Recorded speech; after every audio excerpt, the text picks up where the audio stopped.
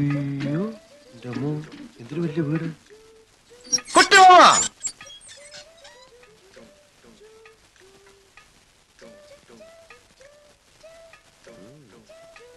നല്ല കാശുള്ള ഏത് നേപ്പാളി പെണ്ണിനെ കള്ളൻ അടിച്ചെടുത്തത്.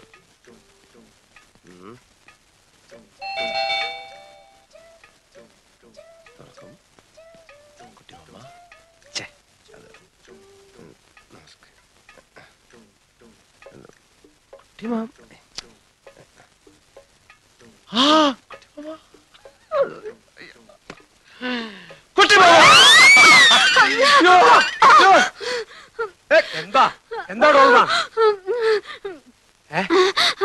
कोई मौला आ रहा था। ഭ്രാന്തനോ?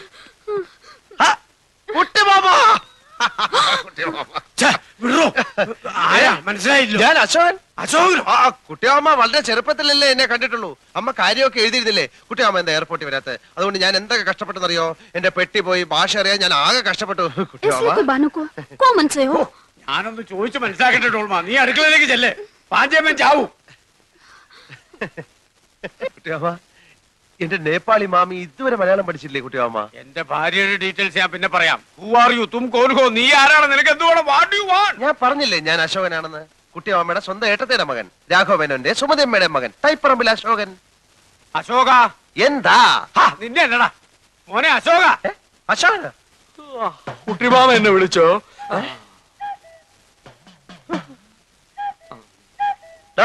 അപ്പുക്കുട്ടൻ, നീ ഇവിടെ നേപ്പാളില്ല? അപ്പുകുട്ടനെ ആരാ കുട്ടിമാമ ഇവൻ? അപ്പുക്കുട്ടൻ, നീ വിളച്ചെടുക്കണ ഞാൻ ആരാണെന്നോ? താൻ പറഞ്ഞ സുമതി എടുത്തിയുടെ മകൻ അശോകനായി. അയ്യോ അല്ല കുട്ടിമാമ, ഇവൻ വസുമതി വല്യമ്മയുടെ മോനാ അപ്പുക്കുട്ടൻ. ഞാനാ അശോകൻ.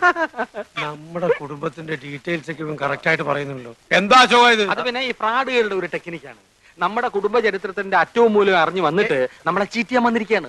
നേപ്പാളിലും പോലീസ് സ്റ്റേഷൻ ഉണ്ടെന്ന് പറഞ്ഞേരെ കുട്ടിമാമ. ഇവൻ പറയുന്നത് വിശ്വസിക്കരുത്. ഇവൻ ഭക്ഷണം കഴിക്കാനും കള്ളം പറയാനും മാത്രമാ വാ തുറക്കുന്നത്. കുട്ടിമാമ ഇനി വെച്ച് താമസിപ്പിക്കണ്ട. വലിഞ്ഞേറി വന്ന ഒരു മലയാളി എന്ന നിലയ്ക്ക് ഒരു 200 നേപ്പാളി മണീസ് കൊടുത്തു വിട്. ഞാൻ പോയി പല്ലി വെച്ചിട്ട് വരാം. നീ ആരാണെന്ന് പറഞ്ഞില്ലേ നിനക്ക് തേക്കാൻ പല്ലുണ്ടാവില്ല.